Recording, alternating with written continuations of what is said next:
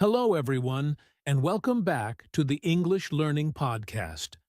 I'm your host, Jason, and as always, I'm here to help you on your journey to mastering English. Whether you're a beginner or you've been learning for a while, this is the place to grow your confidence and skills. Now, today's topic is one that I know so many of you struggle with. One thing stopping you from fluency. If you've ever felt stuck or wondered why you're not making the progress you want, this episode is for you. And, of course, I'm not here alone. Joining me is my wonderful co-host, Julia. Hi, Julia. How are you today? Hi, Jason. I'm great, thank you. And hello to all our listeners. I'm so excited about today's topic because I know it's something that really holds a lot of people back. But don't worry, we're going to break it down and give you practical tips to overcome it.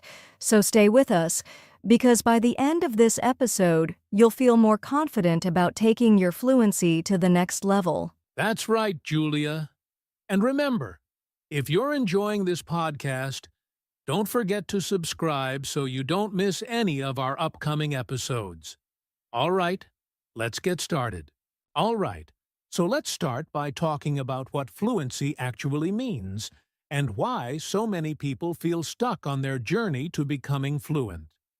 Julia, in your experience, what do most learners think fluency is? Great question, Jason. A lot of learners think fluency is about speaking perfect English without any pauses, hesitations, or mistakes. But that's not really true. Fluency is more about being able to express yourself clearly and naturally, even if you make a few mistakes along the way. Exactly. And one of the biggest misconceptions is that you need to learn everything. Every word, every grammar rule, every pronunciation detail before you can be fluent. That's simply not the case. What's your take on that? I completely agree. I've seen learners spend so much time trying to memorize long lists of vocabulary or stressing over grammar, but they still don't feel confident when it's time to speak. And you know why? Because fluency isn't about knowing everything. It's about using what you know effectively. Yes, and that's where the real struggle comes in. So many learners spend their time doing things like studying alone, reading textbooks, or watching videos passively. But when it's time to actually talk, they freeze. And there's one major reason for that. Julia, do you want to reveal what it is? Of course, the biggest thing stopping most people from fluency is fear. Fear of making mistakes, fear of sounding silly, fear of being judged, and honestly, Jason, I think this fear holds back more learners than anything else. Absolutely. And that's why we're dedicating this episode to helping you understand this fear, where it comes from, and, most importantly, how to overcome it. So if you've ever felt scared to speak English, you're not alone, and we're here to help. Let's dive in. Now that we've set the stage, let's talk about this big barrier. Fear of making mistakes. Julia, why do you think this fear is so common among English learners? You know, Jason, I think it's because most people want to be perfect. They don't want to sound foolish or say the wrong thing, especially when they're speaking to native speakers. It's like they feel this pressure to perform perfectly, and that pressure can be paralyzing. Exactly. And that fear often leads to hesitation. You start second-guessing yourself. What if I say the wrong word? What if my grammar is incorrect? What if people laugh at me? These thoughts can make it feel safer not to speak at all. But of course, that only makes the problem worse. Yes, it's like being stuck in a cycle. The less you speak, the less confident you feel, and the more you avoid speaking. I've even heard learners say things like, "I'll practice speaking when my English is better." But how can your English get better if you're not practicing speaking? That's such a good point, Julia. I've also noticed that this fear often starts in school, where mistakes are sometimes punished or corrected too harshly. Learners get used to thinking mistakes are bad, and that mindset follows them into adulthood. Right. And it doesn't help that social media or online forums can sometimes make people even more nervous. If someone corrects their mistake publicly, it feels embarrassing. But here's the thing. Mistakes are a natural part of learning. Even native speakers make them. Exactly. And let's not forget, mistakes are how you grow. When you make a mistake, you're giving yourself an opportunity to learn something new. But if fear keeps you silent, you're robbing yourself of that opportunity. Julia, do you have any stories or examples of learners you've worked with who overcame this fear? Oh, absolutely. I remember one student who was so scared to speak because she thought her accent wasn't good enough. She avoided conversations for years. But when she finally started practicing, she realized that people were much more interested in what she was saying than in how she sounded.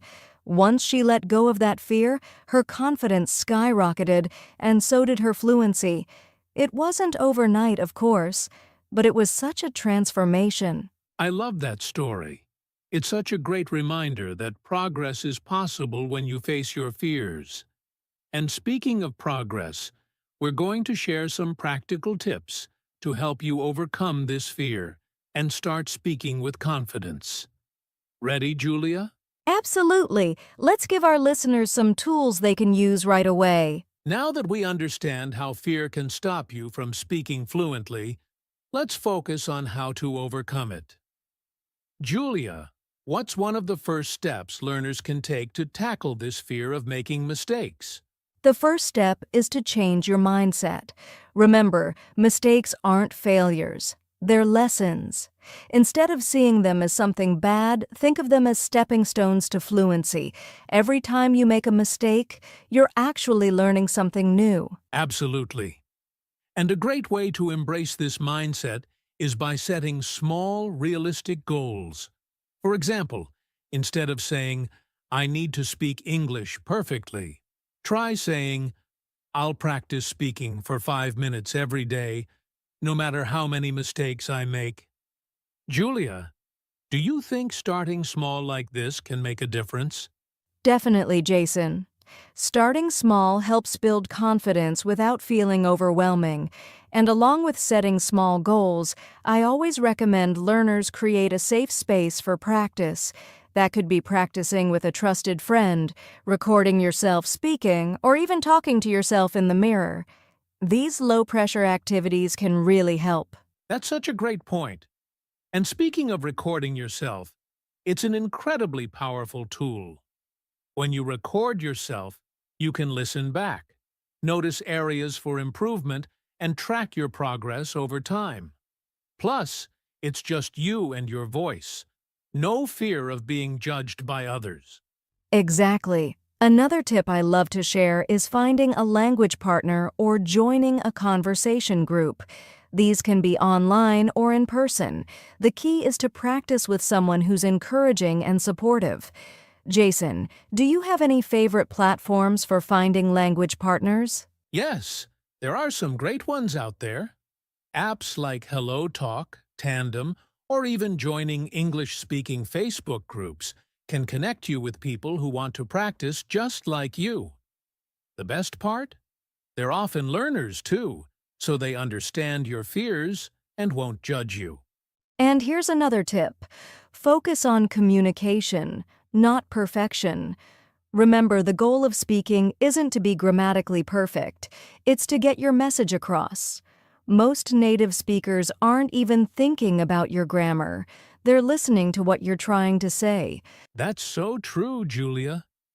I think learners sometimes forget that even native speakers make mistakes all the time. It's normal.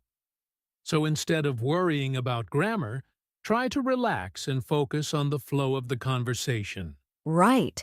And if you're still feeling nervous, one of my favorite strategies is to prepare in advance. For example, if you know you'll be having a conversation in English, Think about the topics you'll discuss and practice some key phrases ahead of time.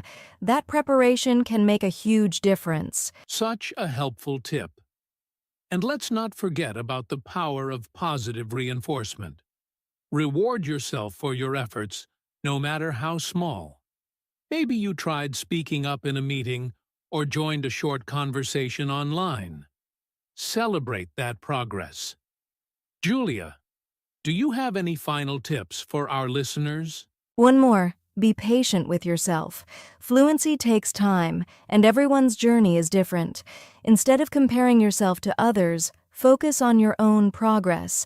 Remember, every word you speak, every mistake you make, is a step forward. Perfectly said, Julia. So, to recap, change your mindset. Start small. Practice in safe spaces. Focus on communication. And celebrate your progress. If you follow these steps, you'll be well on your way to overcoming your fear of mistakes and becoming fluent in English. Absolutely. And remember, everyone listening, you've got this. Mistakes aren't the end of the world. They're just the beginning of learning something new. Now, let's wrap things up with some final thoughts and a bit of inspiration for you to take with you. We've covered a lot today, but before we go, we want to leave you with a bit of inspiration. Julia, what's one final thought you'd like to share with our listeners about overcoming their fear and achieving fluency? I'd say this. Fluency isn't about perfection. It's about connection. Think about why you're learning English in the first place. Maybe it's to travel, make new friends, or advance your career. Whatever your reason, remember that every step you take, even the small ones, brings you closer to your goal. That's beautiful, Julia. And I'd add this. Learning a language is a journey, not a race. It's okay to stumble. It's okay to take your time. And it's okay to laugh at your mistakes.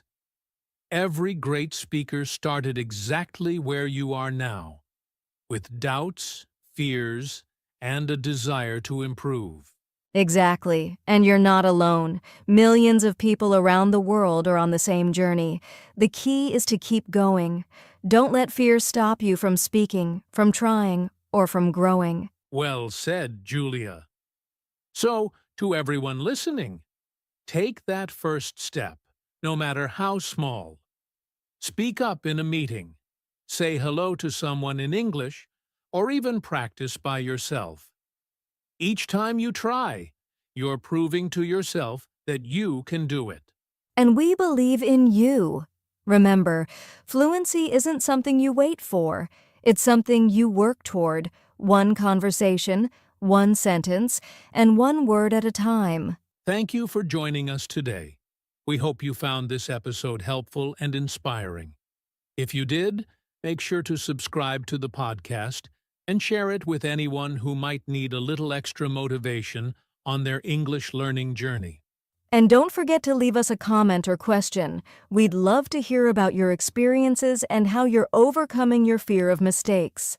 Until next time, keep practicing and keep growing. Take care, everyone, and remember, you've got this.